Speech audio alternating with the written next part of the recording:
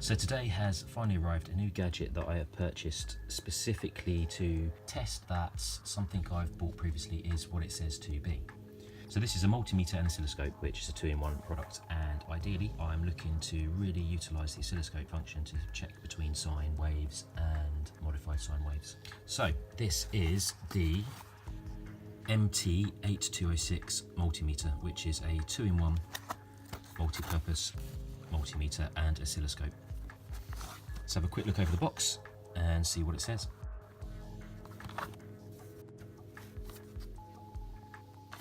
And on the back are some specifications. So without further ado, let's open up and see what we get inside.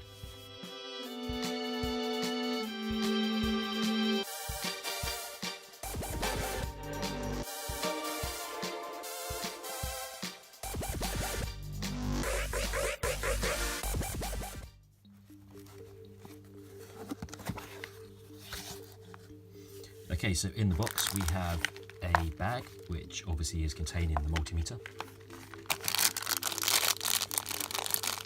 the sensors,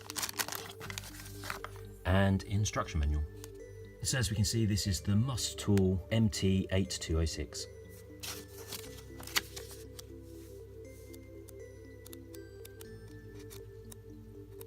Okay, that looks like a fairly comprehensive instruction manual, more than my previous multimeter, so that's good, and it's all in English. I guess it just depends how good that English is and how broken it is.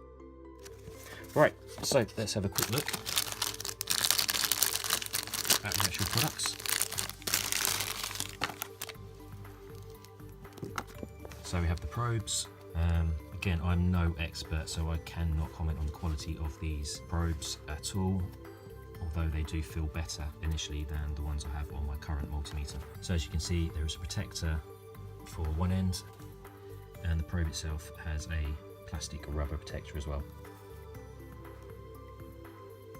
So they are saying they're a Cat 3, and I guess rated to 1000 volts at 10 amps. But again, I am no expert, so can't really comment further on that. Let's move them out of the way and have a look at the multimeter. So it comes in a bag, which is good. At least it gives me somewhere to store it protected.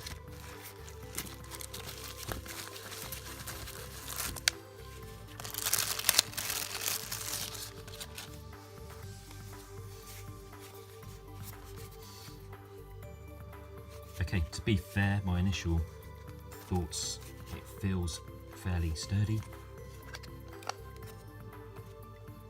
The battery compartment and obviously stand. Buttons feel okay, but the REL seem to have a slight delay in the release, so when you push it down, that pops straight back up. So when you push it down, that pops straight back up, but that one, it's not doing it now, but felt like it had a slight delay when it popped back up.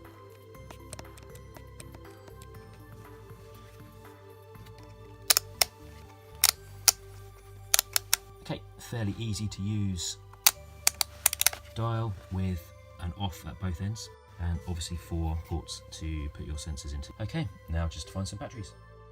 So the batteries obviously fit into the back. You lift up the stand and release the battery compartment, which is a simple springy catch. There are also instructions on the back, 1 and 2, how to install the batteries. So it takes 3 AA batteries, and you need to install the left one first, then the right one, then the middle one. I don't know what the reason for this is, but maybe it's just to do with, obviously if you put the middle one in first, it might spring over either side. So let's put the left one in first. Okay, also could be to do with, there is a lip there,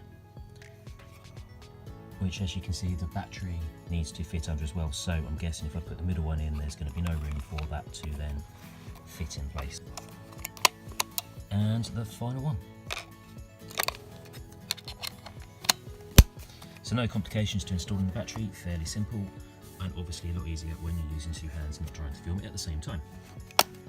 Okay, so I thought I would have a quick look at the comparison between my older, cheaper multimeter and these ones. So, main differences are this has a protected terminal. The wire is a lot thicker on the new Mustool one than it is on my older one. The wire is also longer. It is 100 centimeters, 1 meter long, whereas my previous one is only 73 centimeters. The actual probe is longer and obviously I would say a lot better quality.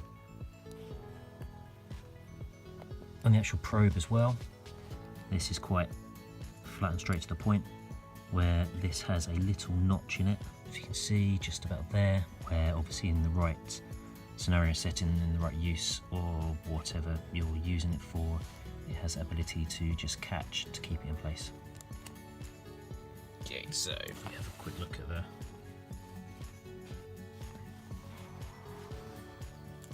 I think we can immediately see that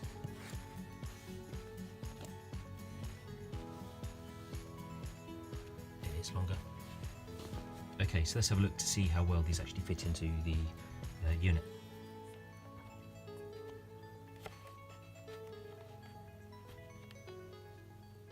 So they feel quite secure, not wanting to fall out or come out easily, which is good, and move around.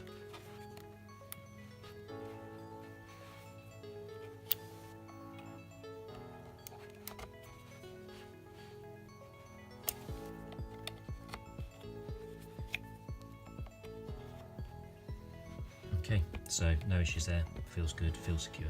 And just for curiosity's sake, let's see how well the old plugs fit in. Yep, they fit in and they do feel quite secure as well. Okay, so let's also see how well the new ones fit into my old multimeter.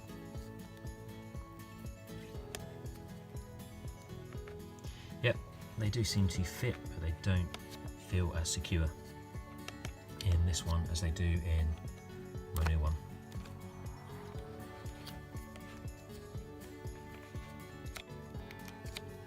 Actually, even the correct probes for my old multimeter don't really feel as secure in this unit as they do when placed into this unit.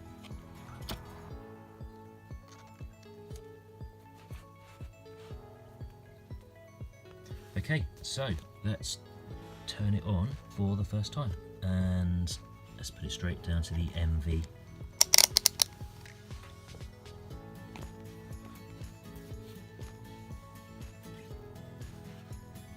So actually it has a fairly nice, bright and large display, which I'm impressed with, much easier to see and read than my other one. Let's turn it on again.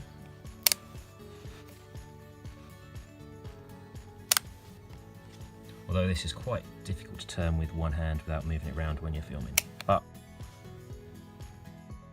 So let's have a quick look at the comparison for the display. So if I switch this one on, as you can see, this is far better than this one, especially in low light, as this is obviously backlit, where this one isn't. It does have a backlit button, but you have to press it and it doesn't really stay on that long.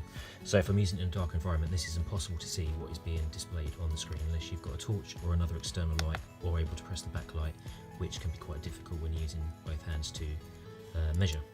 Whereas this one is constantly on, no backlight, it is just there already and has been a pleasure to use.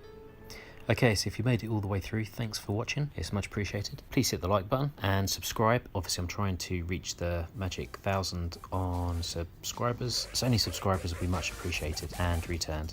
So if you like it, please leave a comment, let me know, or also leave a comment if you think there's any ways I can improve. But thanks for watching.